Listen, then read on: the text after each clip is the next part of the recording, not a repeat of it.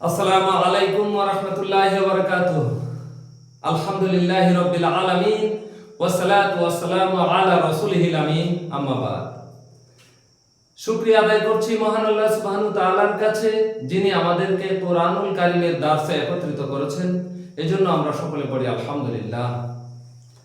অগণিত দরুদ ও সালাম বর্ষিত হোক আমাদের প্রিয় নবী খাতামুন নবীন ইমামুল মুরসালিন জনাবে মুহাম্মদুর রাসূলুল্লাহ সাল্লাল্লাহু আলাইহি সাল্লামের প্রতি।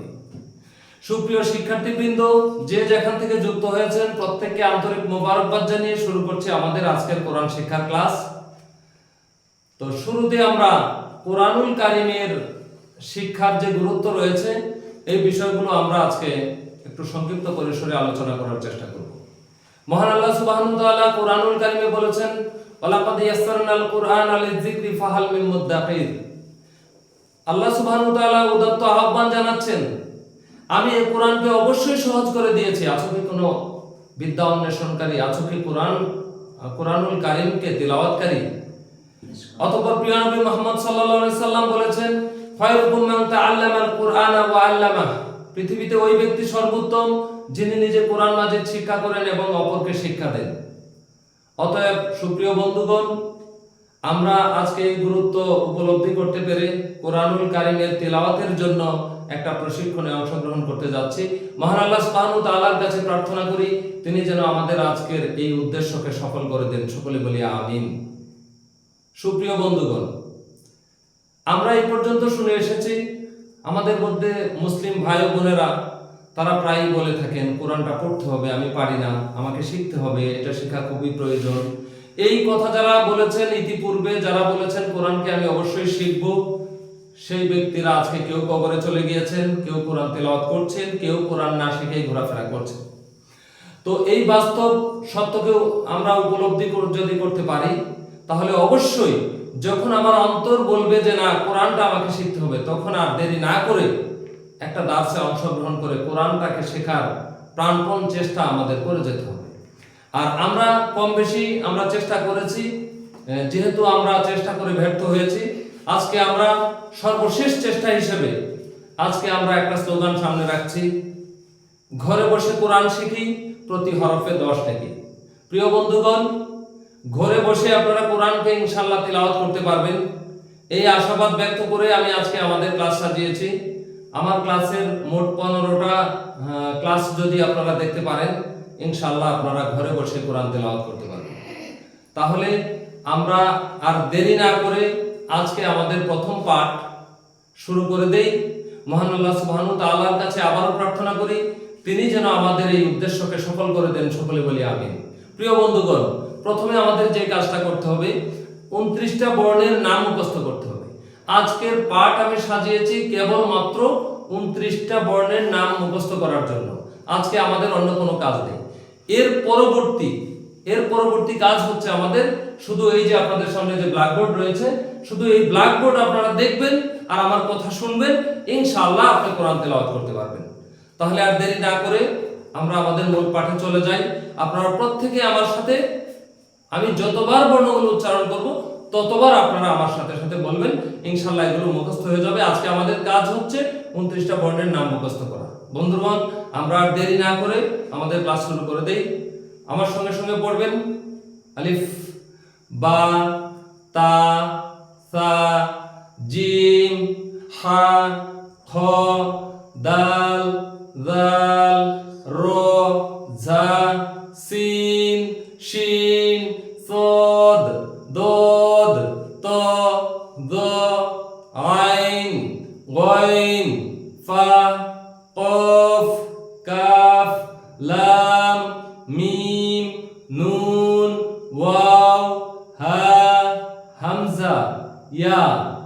আলিফ বা তা সা জিম হা খ দাল জাল র ঝা সিন শিন সদ দদ ত দ আইন গাইন ফা কফ কাফ লাম মিম নুন ওয়াও হা হামজা ইয়া, আলিফ বা তা সা জিম হা খ দাল জাল র জা সিন শিন সদ দদ ত দ আইন গইন ফা কফ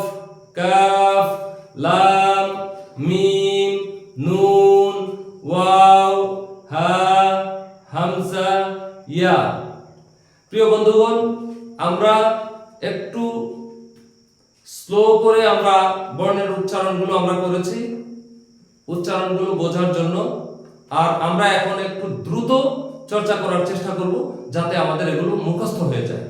আমরা প্রথমে কোন রকম একটু মুখস্থ করে নিব, ইনশাআল্লাহ পরে ধাপে ধাপে আমরা এই বর্ণগুলোর সহি শুদ্ধ নামটা আমাদের পাঠের মধ্যে আমরা নিয়ে আসবো ইনশাআল্লাহ। আমরা প্রত্যেকেই যাতে সহি শুদ্ধভাবে এই প্রত্যেকটা বর্ণ উচ্চারণ করতে পারি, এজন্য আমাদের প্রতিদিন ধারাবাহিকভাবে এরকম ভাবে একটা চর্চা চলবে। আমরা প্রতিদিন ক্লাসে আসব, আর শুরুতে আমরা এই বর্ণগুলোর নাম চর্চা করে তারপরে আমরা মূল ক্লাসে প্রবেশ করব ইনশাআল্লাহ।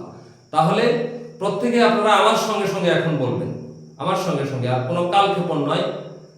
আলিফ বা তা সা জিম হা খ দাল জাল র জা সিন শিন সদ দদ ত য আইন গইন ফা কফ কাফ লাম মিম নুন ওয়াও হা হামজা ইয়া। আলিফ বা তা সা জিম হা খ দাল জাল র জা সিন শিন সদ দদ ত য আইন গইন ফা কফ কাফ লাম মিম নুন ওয়াও হা হামজা ইয়া।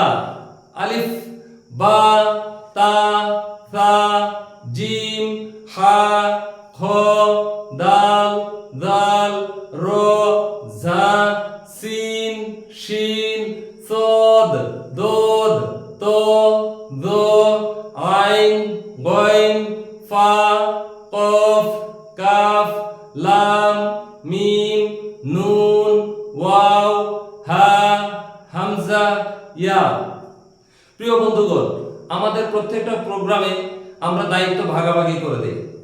আমাদের শিক্ষার্থীদের জন্য একটা দায়িত্ব আমরা দেই, সেটা হচ্ছে 29টা বর্ণের নাম মুখস্থ করা এবং কোন বর্ণ দেখতে কেমন সেই পরিচয়টা আমাদেরকে প্রদান করা।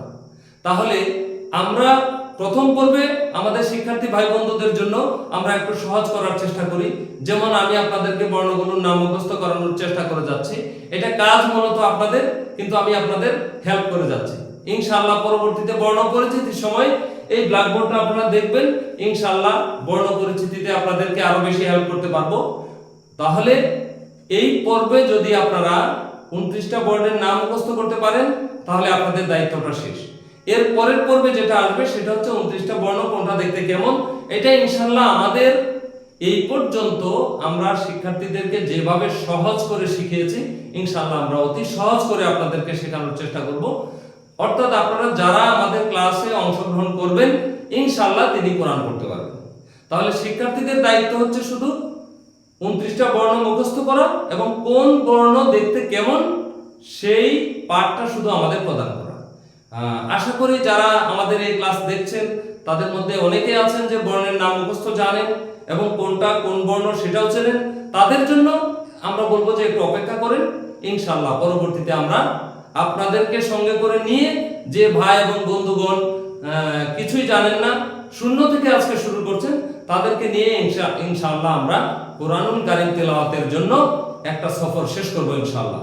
তাহলে আপনারা প্রত্যেকেই মনোযোগ সহকারে আজকে আমাদের এই সংক্ষিপ্ত ক্লাস প্রত্যক্ষ করুন এবং আমরা যা বলি সেগুলো মনোযোগ সহকারে শুনেন, তাহলে ইনশাআল্লাহ আপনারা কোরআন তেলাওয়াত করতে পারবেন। তো আমি আবারও একটা সুযোগ দিচ্ছি, এবারও আমি যেভাবে বলবো আপনারা আমার কথা শুনবেন এবং পরে বলবেন। তাহলে আবার আমি স্লো মোশনে বলছি, আলিফ বা তা সা জিম হা খ দাল জাল র জা সিন শিন সদ দদ ত দ আইন গাইন ফা কফ কাফ লাম মিম নুন ওয়াও হা হামজা ইয়া। সুপ্রিয় শিক্ষার্থীবৃন্দ, আরবি বর্ণ পড়ার একটা কমন নিয়ম হচ্ছে সাধারণত যে বর্ণগুলো আমরা এক অক্ষর দিয়ে লিখতে পারি, বিশেষ করে বা তা সা, এই বর্ণগুলো সাধারণত এক আলিফ পরিমাণ লম্বা হয়। এক আলিফ মানে একটু লম্বা করে, যেমন বা তা সা। কিন্তু যেগুলো লিখতে বাংলায় 2 অথবা 3 অক্ষরের প্রয়োজন হয়, সেই বর্ণগুলো আপনার উচ্চারণটা একটু দীর্ঘ হয়। এগুলো ইনশাআল্লাহ আমরা যখন আমরা কোরআন তিলাওয়াত শিখব, ইনশাআল্লাহ এগুলোর কারণ জানতে পারবো যে কেন 2 এবং 3 অক্ষরের বর্ণগুলো একটু লম্বা করে পড়তে হয়, আর বাংলায় যেগুলো এক অক্ষরে যেগুলো লেখা যায় সেগুলো কেন একটু সংক্ষিপ্ত করে পড়তে হয়। যেমন আমি বলেছি বা তা সা, কিন্তু বলেছি জিম, হা বলেছি একটু শর্ট করে, খ বলেছি শর্ট করে, হা খ, আবার দাল বলেছি লম্বা করে। তাহলে এই কারণগুলো জানতে পারবেন। তো আমি একটা কমন নিয়ম বলে দিচ্ছি, যেগুলো লিখতে একটি বর্ণের প্রয়োজন হয় সেগুলো একটু শর্ট করে পড়তে হয়, আর যেগুলো লিখতে 2টা অথবা 3টা বর্ণের প্রয়োজন হয় বাংলায়, আমি বলছি বাংলায়, আমরা বেশিরভাগ এই কোরআনুল কারীমের এই দাসকে আমরা বাংলার সাথে মিলিয়ে আমরা অতি সহজে কোরআনটা পড়ার চেষ্টা করব ইনশাআল্লাহ। তাহলে আমরা মিম লিখতে 2টা বর্ণের প্রয়োজন, তাহলে মিম। লাম লিখতে 2টার প্রয়োজন, লয়াকার লাম ও লাম, তাহলে লাম। হা লিখতে কয়টা লাগে? বাংলায় একটা বর্ণ লাগে, তাহলে হা। হা এটা সংক্ষিপ্ত। আবার গইন লিখতে 3টা লাগে, আইন লিখতে 3টা লাগে, এগুলো লম্বা। তার মানে হলো যে আমরা যেগুলো এক অক্ষরে লেখা যায় সেগুলো হচ্ছে এক আলিফ সমান লম্বা, আর যেগুলো 2 অথবা 3 অক্ষরের প্রয়োজন হয় বাংলায় লিখতে গিয়ে সেগুলো সাধারণত 4 আলিফ পর্যন্ত দীর্ঘ হয়। তাহলে এই টেকনিকটা যদি আমরা মনে রাখি, তাহলে বর্ণগুলোর সহি শুদ্ধ নাম ইনশাআল্লাহ আমরা সহজেই বলতে পারবো। তো আমরা যে কাজটা করব সেটা হচ্ছে যে আজকে 29 জন ব্যক্তির নাম আমরা মুখস্থ করব। আলিফ থেকে ইয়া পর্যন্ত কতজন ব্যক্তি? 29 জন ব্যক্তি। তাদের কাউকে আমরা দেখি না, চিনি না। যারা চেনেন একটু আমাদের জন্য অপেক্ষা করুন, আর যারা চিনতে পারেন নাই তারা অবশ্যই আমাদের সাথে থাকুন, শুধু নামগুলো মুখস্থ করেন, তারপরে ইনশাআল্লাহ আপনি তাদেরকে চিনতে পারবেন আমাদের এই বোর্ডের মাধ্যমে। আমাদের ব্ল্যাকবোর্ডটা দেখবেন, ইনশাআল্লাহ আপনি বর্ণগুলো অতি সহজেই চিনতে পারবেন। তাহলে বর্ণ পরিচিতির প্রথম ধাপে আমরা কেবলমাত্র 29টা বর্ণের নাম মুখস্থ করার জন্য আজকে দাঁড়িয়েছি। তো আমি আপনাদেরকে যেটা বলবো, আজকে আমি বলার পরেও যদি কারো মুখস্থ না হয়ে থাকে, তাহলে আপনারা নিজের ইচ্ছায় আপনারা বিভিন্ন অ্যাপস দেখে অথবা কোনো একটা বই দেখে আপনারা আলিফ থেকে ইয়া পর্যন্ত 29টা বর্ণের নাম আপনারা মুখস্থ করে নেবেন। আর আলিফ থেকে ইয়া পর্যন্ত বর্ণগুলো আমরা ধাপে ধাপে শিখবো কোন বর্ণ দেখতে কেমন। ইনশাআল্লাহ আগামী ক্লাস থেকে আমাদের শুরু হয়ে যাবে যে কোন বর্ণ দেখতে কেমন। তাহলে আর দেরি না করে আমরা আমাদের সময়টা কাজে লাগাই, আমরা আবারও একটু প্র্যাকটিস করি। এবার হবে আমি যা বলবো আমার সঙ্গে সঙ্গে আপনারা উচ্চারণ করবেন। আলিফ, বা, তা, সা, জিম, হা, খ, দাল, জাল, র, জা, সিন, শিন, সদ, দদ, ত, দ, আইন, গইন, ফা, কফ, কাফ, লাম, মিম, নুন, ওয়াও, হা, হামজা, ইয়া। সুপ্রিয় বন্ধুগণ, আমি চেষ্টা করেছি আপনাদেরকে 29টা বর্ণের নাম মুখস্থ করানোর জন্য। হোক কিছু শুদ্ধ ও শুদ্ধ। আগে আপনারা বর্ণগুলোর নাম মুখস্থ করেন, তারপরে ইনশাআল্লাহ যে যে বর্ণের যে সহি শুদ্ধ নাম রয়েছে সেগুলো শেখানোর জন্য আমি পর্যায়ক্রমে আপনাদেরকে একটা ধারণা দেব। তাহলে আজকে আপনারা শুধু আলিফ থেকে ইয়া পর্যন্ত বর্ণগুলোর নাম মুখস্থ করেন। ইনশাআল্লাহ আগামী ক্লাস থেকে আমরা এই বর্ণগুলোর নামের উচ্চারণ মাস্ক করার পর আমরা মূল ক্লাসে জয়েন করব ইনশাআল্লাহ। আমরা শুরুতে আলিফ থেকে ইয়া পর্যন্ত বর্ণগুলো খুব ভালোভাবে আমরা পড়ব, পড়ার পরে আমরা প্রতিদিনের ক্লাস শুরু করব। তাহলে সুপ্রিয় শিক্ষার্থীবৃন্দ, যারা আমাদেরকে এতক্ষণ সুযোগ দিয়েছেন, এই কোরআনুল কারীমের এই দার্সটাকে প্রাণবন্ত করেছেন, তাদের প্রত্যেককে মোবারকবাদ জানিয়ে আমি আজকের ক্লাস এখানেই শেষ করছি। ইনশাআল্লাহ দেখা হবে আগামী ক্লাসে। সেই পর্যন্ত প্রত্যেকে ভালো থাকুন, সুস্থ থাকুন। মহান আল্লাহ সুবহানাহু তাআলা যেন আমাদের প্রত্যেককে কোরআনুল কারীমের এই দার্সে কবুল করে নেন। সকলে বলি আমিন। ওয়া আখিরি দাওয়ানা আলহামদুলিল্লাহি রাব্বিল আলামিন। আসসালামু আলাইকুম ওয়া রাহমাতুল্লাহি ওয়া বারাকাতুহু।